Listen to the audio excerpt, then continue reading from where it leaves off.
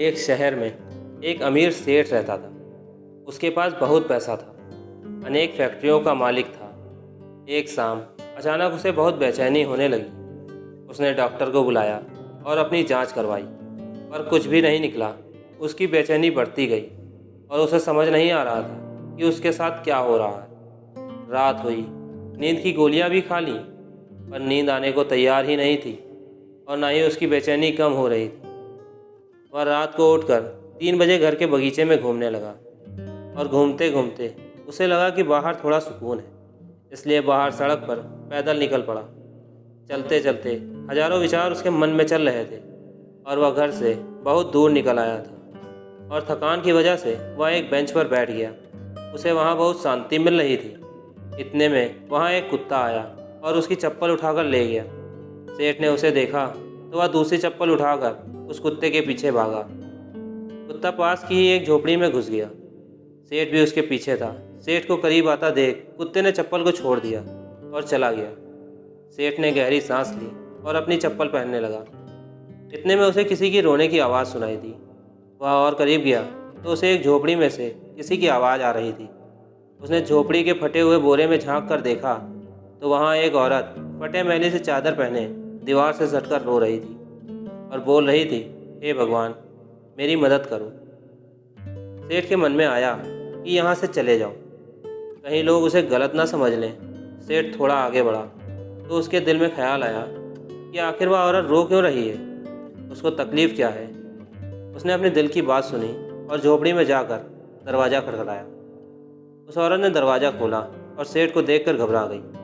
तो सेठ ने हाथ जोड़कर कहा, घबराओ मत, मुझे तो सिर्फ यह जानना है कि तुम रो क्यों रही हो। औरत की आंखों में आंसू टपकने लगे और उसने पास ही एक छोटे से बिस्तर में लिपटी हुई उसकी 7 साल की बच्ची की ओर इशारा किया और रोते रोते कहने लगी, मेरी बच्ची बहुत बीमार है, उसके इलाज के लिए बहुत खर्चा लगेगा और मैं तो घरों में जाकर झाड़ू पोछा लगाती हूँ, जैसे तैसे हमारा पेट पालती हूँ, मैं कैसे इसका इलाज करवा पाऊँगी।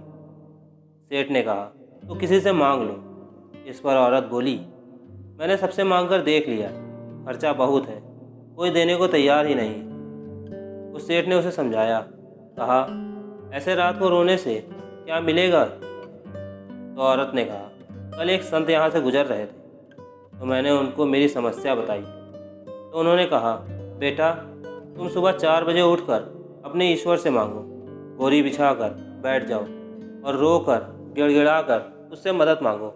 वह सबकी सुनता है और वह तुम्हारी भी ज़रूर सुनेगा।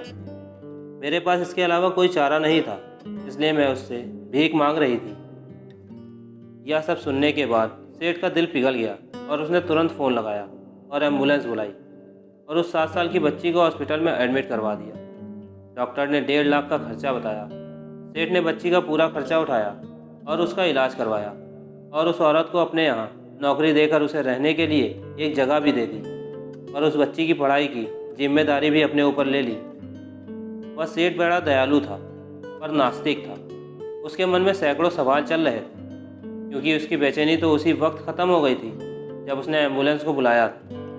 वह यह सोच रहा था कि ऐसी कौन सी ताकत है जो मुझे वहाँ तक खींच ले गई। क्या यही ईश्वर है? और यदि यह ईश्वर है तो सारा संसार आपस में धर्म जात पात के लिए क्यों लड़ रहा है? क्योंकि न मैंने उस औरत की जात पूछी और न ईश्वर ने जात पात देखी। बस ईश्वर ने तो उसका दर्द देखा और मुझे इतना घुमाकर उसके पास पहुंचा दिया। अब सेठ समझ चुका था कि कर्म के साथ सेवा भी बहुत ज़रूरी है, क्योंकि इतना सुकून उसे ज़िंदगी में पहले कभी नहीं मिला था।